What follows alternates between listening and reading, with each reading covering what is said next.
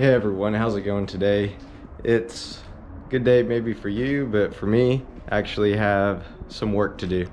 So with the Boomba bypass valve, I noticed after I got off at track, I heard the turbo compressor wheel fluttering and not the actual bypass valve fluttering whenever I was letting off during acceleration.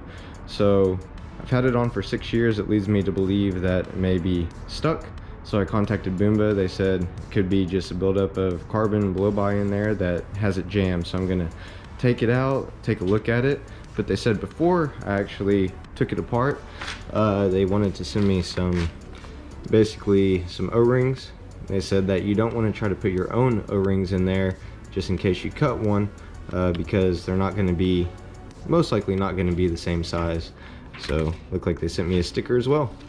I'm gonna get the car all jacked up and start tackling this little project here.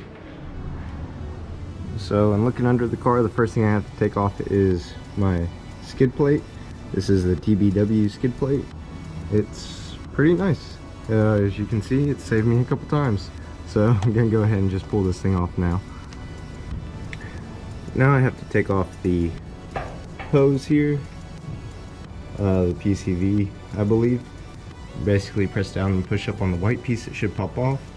And I'm gonna see if maybe I can undo it without taking off this turbo inlet, but may have to. But with the Grimsby charge pipe, I should be able just to loosen the clamps and be able to get it out. So we'll just have to see. So I was able to get the bypass valve out. As you can see, it's a little old. Like I said, I've had it for 6 years. But looking inside, you can see a little bit of buildup. Doesn't look too bad. Not too much oil on it. So get this all cleaned up, taken apart, and I'll show you the process. So with this out, they stated that you wanted to take apart 1, 2, and 3, just going around because it is spring loaded, and then slowly loosen the remaining 3 by themselves before you pop the top off. So here's what the inside looked like. Had the spring, had this cap on here, and I can feel it super sticky. Definitely was stuck here, and this was the bottom piece. So what I'm gonna do is really just clean everything up. Maybe take a look over at the O-rings, but what they recommended was Mobil 1 synthetic grease, just basically applying some of that onto the actual insides and just putting it back together the way you took it apart.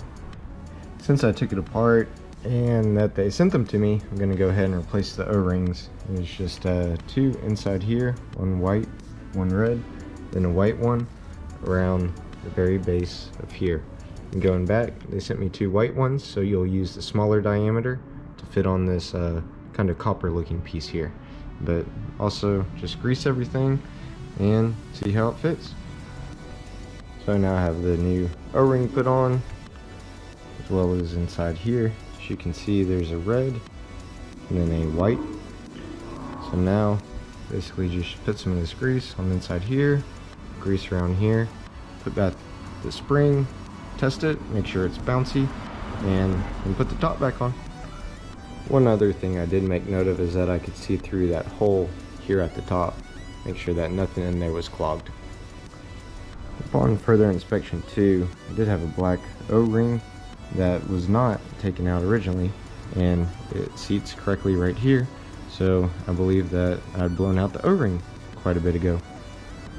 So got everything all put together and did push a little bit here. I believe the issue was that the black O-ring did come off, because once that spring comes out to an extent, it kind of locks itself.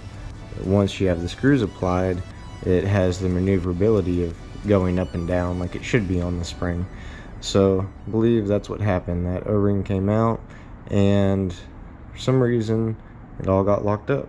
So all I have to do now is put it back in the car. Should be good to go. I now have everything put back in. Make sure you put the plug into the actual bypass valve itself, as well as right here. Make sure to connect this white connector back. So all ready to put my tray back on and do a test run.